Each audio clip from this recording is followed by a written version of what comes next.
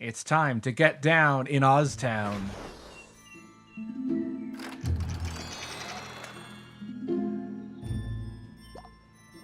This is obviously inspired by Mickey's Toontown from Disneyland. Honestly, not what I was expecting.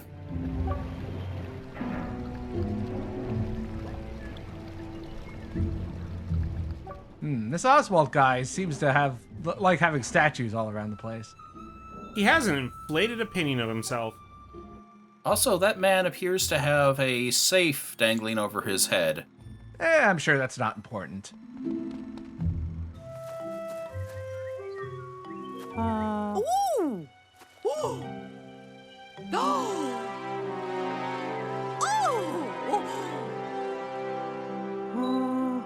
Oh! Ta-da! Maybe you shouldn't bring up that one. Mickey's Melodrama is the one with blackface in it. So much blackface. Oh no! Like at one point, Mickey uses the soot of a fireworks explosion as makeup. It's so fucking bad. Oh, dear. Oh my god. But yeah, like Clarabelle Cow, like usually mentioned in the same breath as Horace. Yeah, in fact, I believe they're an item in the comics. They certainly are in this game. Yeah, like in the comics, they were like, I guess, paired up because they kind of were both in the same era or whatever. I should point out that in my notes, I have Mickey's Melodrama 33 is the one with blackface in caps and 3 exclamation marks. Yeah, I think you did come a little bit prepared for this one. Yeah.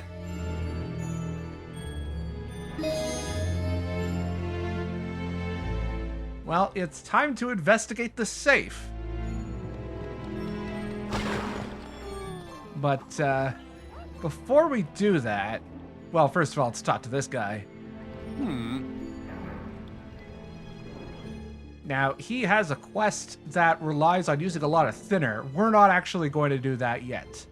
I might come back and complete this quest at a later time, but this is one of those cases where, you know, if you're doing your best to roleplay with a certain style, not necessarily going to do everything. Abner is trying to lead you on the path to evil. What's that? That appears to be a head in a jar. Oh my god. Well, hi, Goofy. I didn't expect you to see you down here. 5 billion lives were snuffed out on Judgment Day, but it didn't prepare us for the war with the machines. You're not too far off, actually.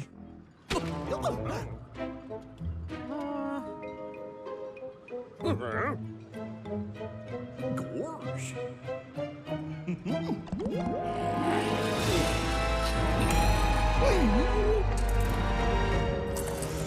Well, maybe Warren Spector could write the Terminator Kids spin-off that we all want. Oh my god. Do we really want to, like, put him back together? I think he's scary enough when he's just a head. Say, Mickey, could you push me over by Sarah Connor? Yuck. No fight but what we make. I'm not even going to try to do the voice. Well, it's a good thing that Donald isn't around, because no way I'm doing that impression.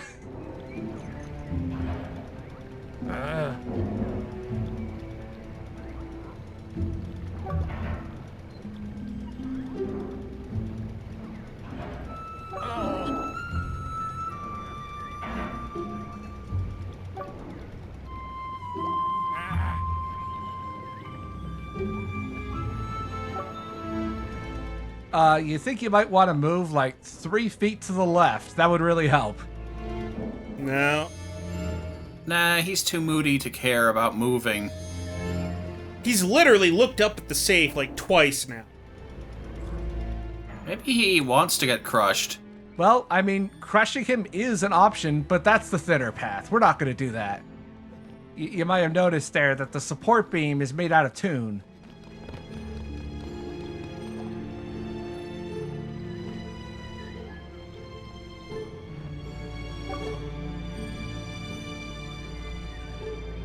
Oh, well, that's sad. I don't think that anyone's ever going to forget about Mickey. Not if, like, the company has anything to say about that. Well, I mean, it appears... Oh, yeah, there's a power spark inside there. Normally I have to thin out that portion of the house, but collision's a bit wonky. But I mean, who's to say that, you know, beneath the egotistical veneer that Oswald doesn't... Oswald might actually have a little sympathy for the devil here. And by the devil, you mean our friend here in the red shorts. I was referring more to Walt Disney's legal team, but sure, why not? Now, I make the mistake here of not checking every piece of the house. I think that we're done here, but apparently Moody is not satisfied. I mean, you didn't fix his lawn for one. Yeah, I guess you got a point there.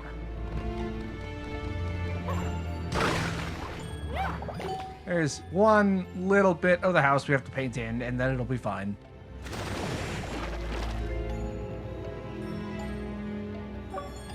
The kind of exact work that Power Wash Simulator excels in.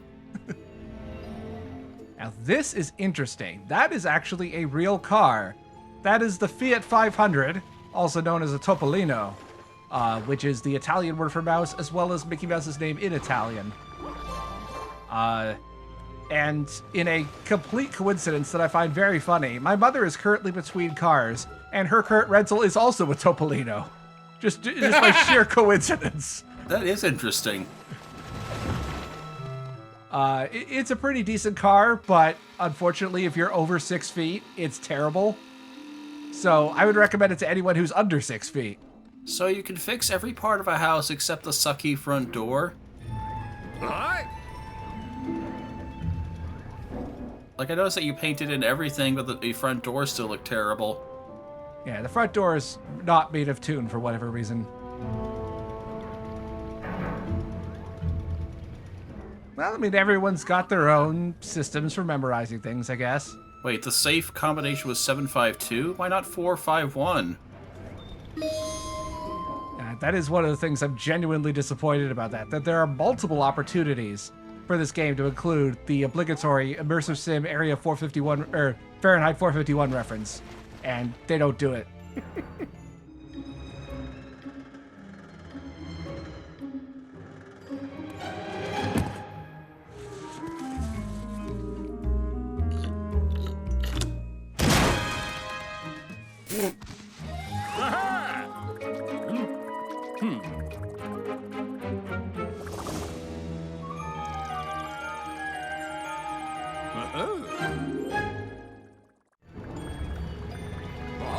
So, oh boy, Gremlin Prescott. We're not going to see much of him in Epic Mickey 1, but on the very rare off chance that I actually do Let's Play Epic Mickey 2, you are going to want to remember Gremlin Prescott. Why would I want to remember Gremlin Prescott? He looks like every other gremlin. I mean, I don't want to remember him either, but unfortunately, you'll have to. Actually, probably just play Epic Mickey 2. It's better than its reputation suggests, but it's still not great. It's my favorite 6 out of 10 game. I mean, that can fill a lazy afternoon, then. Anyway, the thing I'm trying to point out over here is that we have to do a bunch of side questing to lower this bridge. However, one of the first sequence breaks found in the game is that there's a little gap in the bridge that you can clip through. It allows you to skip all this. And you're gonna do it? No, I'm gonna put in a little insert of me doing it as I talk about it here. But that was one of the very first sequence breaks found for the game. I think like a month or two after it came out in 2010. And here is Mickey's telephone, also from Through the Mirror.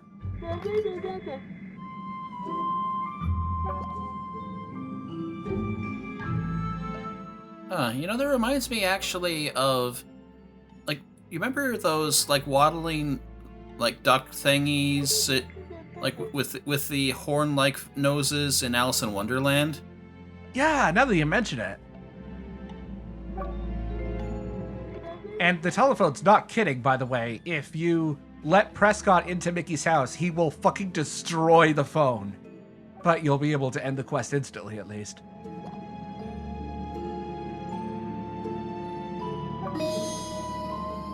Ooh.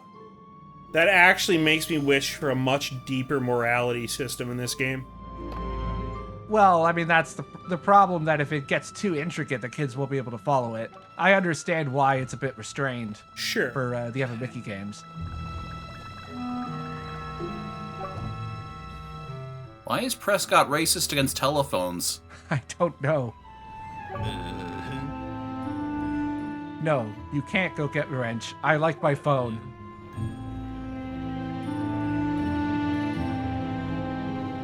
You're not going to let Prescott murder a telephone for a wrench. Yeah, of course And not. that's kind of a rare sentence, isn't it? So, weird thing about the telephone. The telephone uses male pronouns in Epic Mickey 1, but in Epic Mickey 2, the telephone has female pronouns. And you know what that means? Woke Disney has struck again! The first ever trans telephone! The horror. Bravo, Disney. Keep up your half-hearted, mealy-mouthed progression that we all love.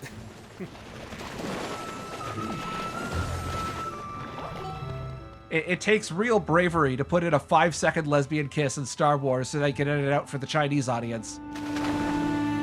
The bravest cowards out there. Yep. Anyway, that's enough negativity for one day. Let's go back to this game, which is actually good. I mean, the game definitely has some problems, but honestly, as he said, like, a 6 out of 10 game isn't actually that bad. Like, in a sense, this whole game is about 6 out of 10 characters. They just repeat. I think the joke's already been done. Yeah, the joke kind of ends when the game acknowledges it.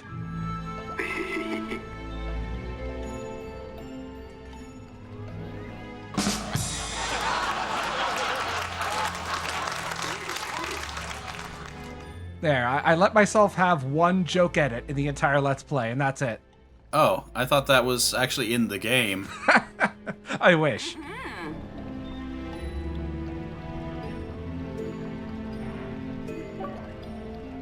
I'm Amelia. I look like every other cow person. And or horse person. Now you're gonna tell me that Ezra just looks exactly like Abner. So while we have the Gag Factory in frame, that is actually based on the real Gag Factory in Mickey's Toontown. Unfortunately, it closed recently. It closed during COVID, and then the decision was made to not reopen it and instead replace it with another ride called... oh, damn, let me check my notes here. It was called Mickey and Minnie's Runaway Railway, which is based on the newer... the newer Mickey Mouse shorts that appeared on YouTube about 5 or 6 years ago. Okay. Yeah, I actually know that tune. Like, I actually saw, like, all the Mickey Mouse shorts, the ones you're talking about. Yeah, They're those really are really good. good. Yeah, exactly.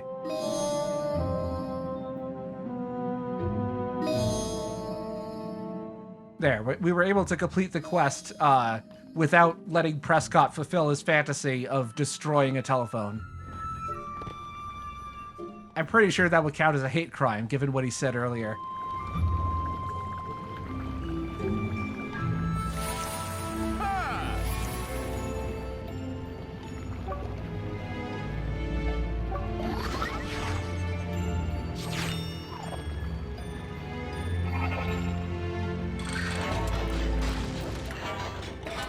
And you're saying this character reappears for the sequel?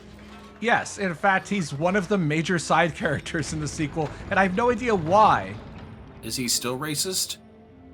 I will leave that for you to discover for yourself, in case you play the sequel. He was fine for a while, then he discovered smartphones, and he's got a whole new set of problems now. Please, someone delete Twitter from his phone. It's for his own good. And then that's what happens. In Epic Mickey 2, he discovers Parlor. Oh, no.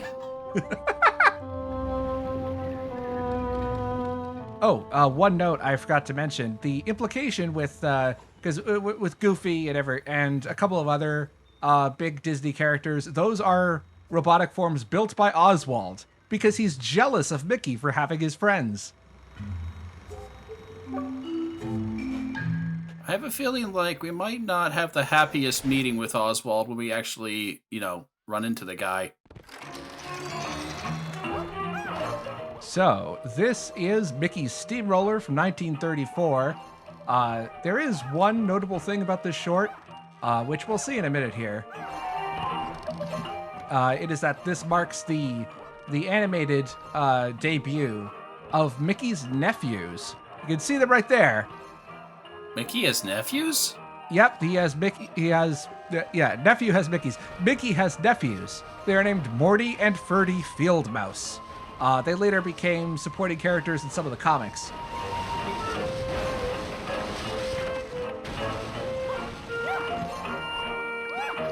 Also, don't worry, I know I missed the film reel, but we're gonna have to go through this again at a later time, so that's when I'll pick up the film reel. I wasn't too worried about that. I figured you probably had a plan for it. And if not, we're already on part 10, so it's a bit late, don't you think? I'm still stuck on Mickey has nephews. Well, I mean, if Donald Duck can have nephews, why not Mickey, right? True. So does that mean that Mickey has a brother? Well, I mean, in the official canon of the Disney animated universe, Mickey and Oswald are half-brothers because they were both created by Walt Disney.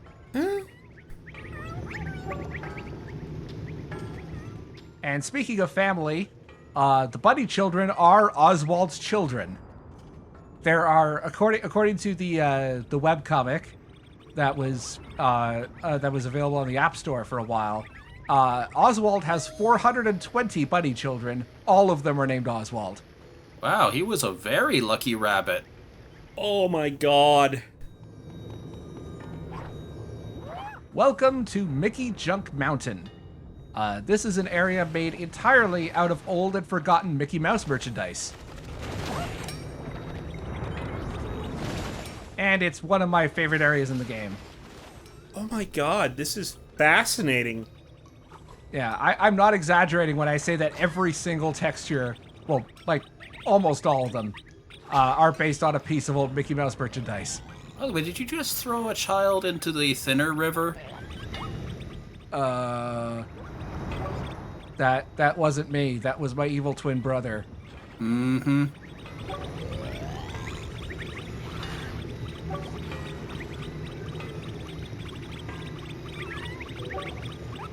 Oh, please be those weird 90s Mickey Mouse TVs.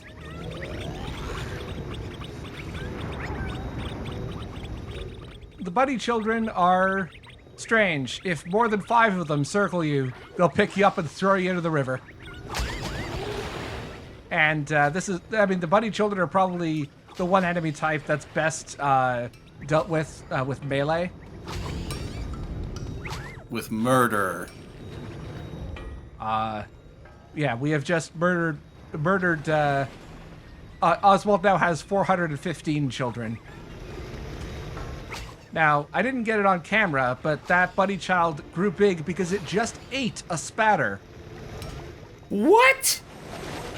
Yeah, that's something you don't really get to see that much of in this game.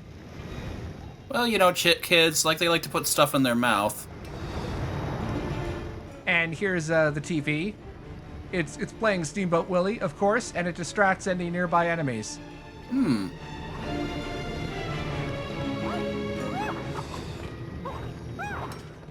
So in addition to having all this merchandise around, the basic area is inspired by the Matterhorn bobsled rides at Disneyland, which itself was based on Matterhorn Mountain in the Alps.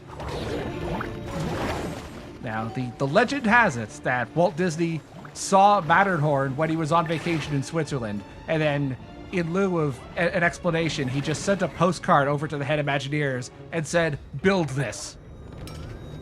I mean, Walt was kind of known for just building things based on stuff that interested him, like, you know, trains, Oh, his Walt own loved hometown.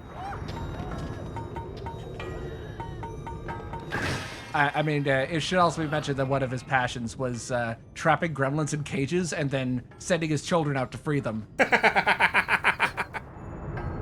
Little known fact about Walter Elias Disney. It's amazing what you can do when you have passion and money. A lot of money. A lot of money.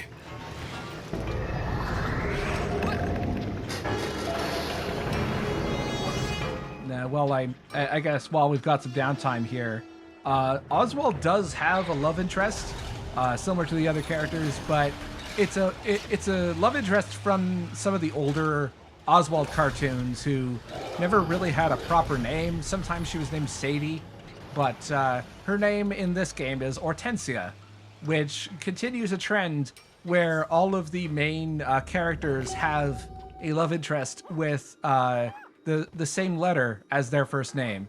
You have Mickey and Minnie, Donald and Daisy, Goofy, and I'm gonna have to put the name here because I forgot it, but Goofy's wife / girlfriend also starts with a G, and now we have Oswald and Hortensia. So explain Horace and Clarabelle. Well, that's the thing. They're on again, off again. They don't have a steady relationship. Oh, I see. Like, if they ever became steady, one of them would be forced to change their name. Yes, exactly. This is also reminding me of the story of Fantasia 2000. One of the things that Michael Eisner originally wanted from Fantasia 2000. Oh no. I think I know this story, yeah. It was a sequence set to Pomp and Circumstance, where the various Disney characters were married and had baby carriages. What? And having their I forget the exact. I think it was like their kids are being blessed by the gods or something, but that was rejected. Why Pomp and Circumstance though? That's the graduation song. That's the thing. Michael Eisner's eldest son had just recently graduated high school, and because of that, Eisner was fascinated with Pomp and Circumstance. And unfortunately, 0451 does not work. I was very disappointed. As are we all, I'm sure. Come on, even BioShock Infinite had a 451 keypad in a non-interactive cutscene. So yeah, I know, like, Michael Eisner, he sort of like thought of himself as the second coming of Walt in some ways. I would, yeah, that's a relatively accurate assessment of the man, I think. Anyway, if I stood here and explained every single reference to various Mickey merchandise that you're seeing in this section of the level, this video would be like 5 hours long. I'm just happy there were old Nintendo games sitting there. Yeah, I'm pretty sure Mickey Mousecapade was one of them.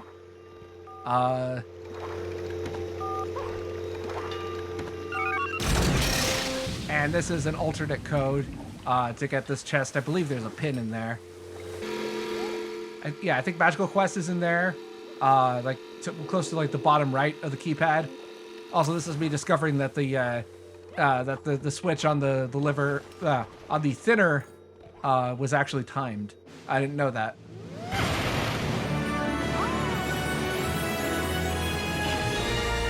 Just war ears. You know, I did hear that, yeah, there are some unique pins, but it seems like, yeah, they're kind of few and far between. From what I remember, the unique pins are things you tend to get for ending quests or side quests. There was a unique pin. One of the pins we got in Dark Beauty Castle in the first area, that was unique. But if I'm remembering correctly from the strategy guide that I have, I think 48 out of the 105 possible pins that you can collect have unique designs. So a little under half. Anyway, this is Alpine Climbers, one of the very obscure Disney shorts from 1936. I was hoping to include a fun fact about Alpine Climbers, but apparently this short is so forgotten that there are no interesting facts or other anecdotes about it. There are no facts, fun or otherwise. I will end by, or not end because this video, but it might as well fill time with one fact in my notes that I forgot to mention, which is that Matterhorn bobsleds was the first ever roller coaster with a tubular steel track, whatever that means. I'm sure that someone with an engineering background, my sister perhaps, could explain what that means. I mean, if it was in the 90s, that means it was super awesome. This was in 1959. So probably not. So, if I'm right about this, it means it's the first roller coaster that was structurally sound and safe to be on. Yeah. Oh, is that something they had to specify back then? Yeah, you might die getting on this rickety-ass wooden piece of shit. Fair warning, this coaster may not actually kill you. I'm sure that people were very disappointed to realize that.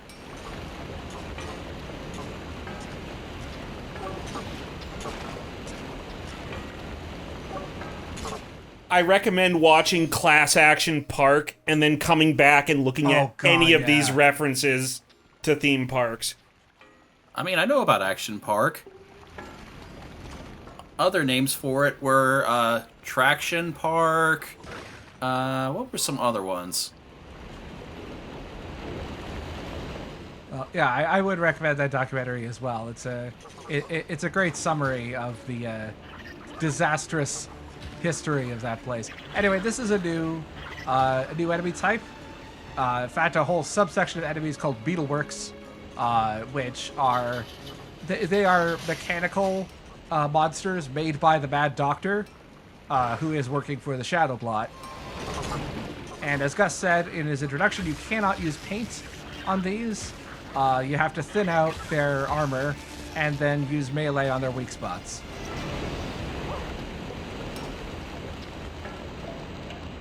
Yeah, I guess that's pretty neat. Yeah, it's developing a little bit of complexity here. And yes, I did mention the Mad Doctor. He's not just a one-off character for the tutorial. He does come back later in the story. I kind of figured, like, he did just kind of leave. If nothing else, he had a very complex diagram of Mickey's insides in the background. So I'm sure the Shadow Blot will find that useful in some way. Well, that's terrifying. Is that a Mickey Mouse aerosol can? I don't know, but, I mean, why not? It's like the silly slime from Home Alone 2. Exactly. My God. Sounds like you got a little bit of what I got. I might have. Well, it's nothing that a healthy dose of paint can't fix. Just give me that aerosol can, I'll and be good to go. Oh man, imagine if Mickey started like a production of aerosol cans filled with paint. And of course, because his brush is infinite. Anyway, these are Spladooshes. If you run past them and wake them up, they will explode. So it's best to tread carefully. They will still explode if you use thinner on them. But we're gonna paint them instead. Is there a safe distance for this explosion, or is it just, whole screen? There is a safe distance. I don't remember exactly what it is. Also, I wanted to apologize for this section. I forgot that the more interesting part, or the more interesting path to take, is where you use thinner instead of paint. But given the fact that the thinner path also leads to a gremlin that I won't be able to rescue anymore. I get the feeling like they mixed up which path goes where, because this feels like a thinner path. A little bit, yeah. Yeah, kinda. Anyway, I'll just describe the thinner path for you. There's a great snowy hillside. There's lots of interesting jumping puzzles with gears and all kind of stuff like that. It's really cool. I'll put some gameplay footage of it here, so that the folks at home will not be robbed of the same entertainment that Roy and Blasted us have. I'm glad that you spared us from seeing that. Instead, we get this lovely, like, slow conveyor belt with green gas. That's just so much better. And of course, the green gas has knockback, and because this game has a very, very short invincibility frames for Mickey, you can get comboed. Thankfully, I didn't, though.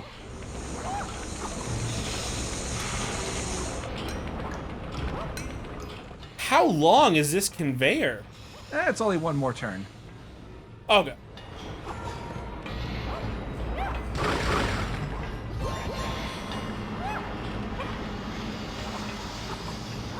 I gotta ask, are we knocking security cameras off the wall? Yep.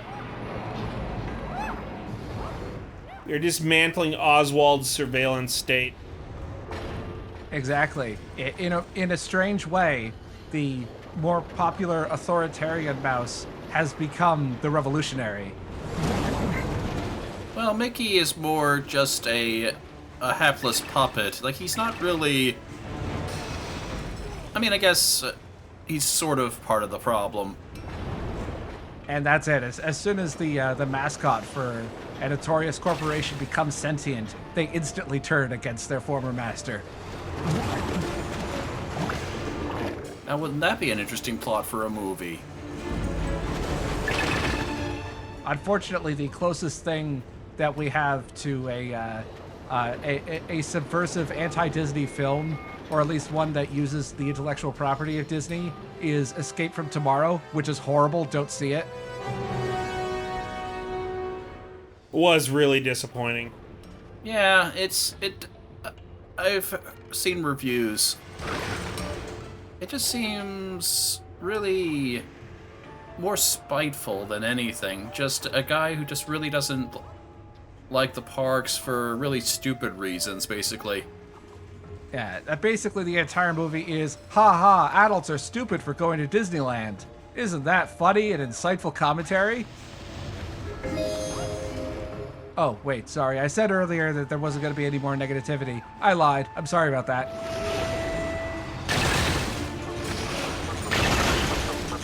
Anyway, I like the extra concept art for Mickey Chuck Mountain. Pretty cool. Mm-hmm. Oh, yeah. Like, that was... Yeah, I liked it. I mean, there's bound to be a lot of discussion about cut content and things like that.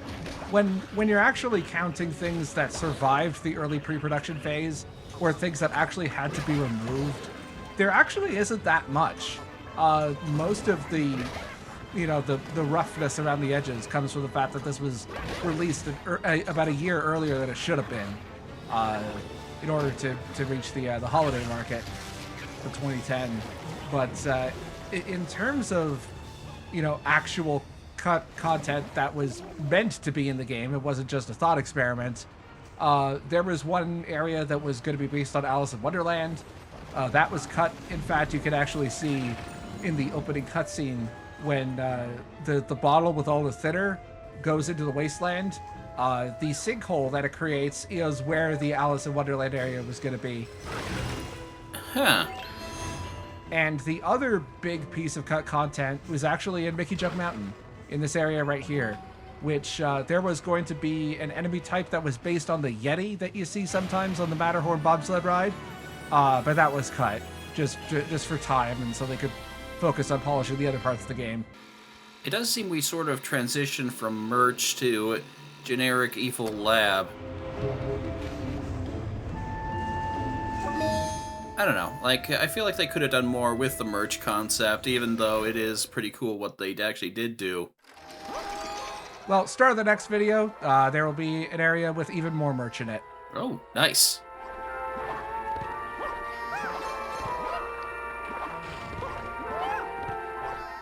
So here is the plot summary for Alpine Climbers. According to my notes here, Mickey, Donald, and Pluto climb the Alps in search of eagles' eggs and Edelweiss. They fight a mother eagle and a mountain goat. Fascinating stuff. But not Edelweiss. No. I suspect there was going to be like some big fight sequence where they fight Captain Von Trapp, but that was cut.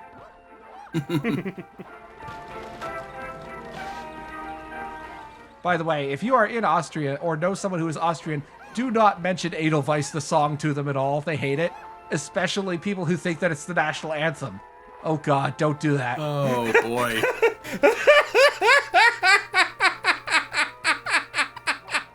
All right, good news. That was the last Alpine Climbers level. It gets more interesting from here. For those of you that do make the Edelweiss mistake, just apologize profusely, tell them you're from America, and you're glad that their national anthem isn't a Kid Rock song. Besides, the Billy Goatherd song is so much better. Yeah. In fact, I'm trying to remember it was the Billy Goatherd song was originally in the Thunderstorm scene because My Favorite Things was sung to Maria by the other nuns in the stage version, which is probably one of my favorite changes in any music movie adaptation. Like, I mean, the show is good, but the film is just better in every way. By the way, in case anyone was wondering, the Austrian national anthem is Land der Berg, Land am Strom, and I apologize for butchering that pronunciation.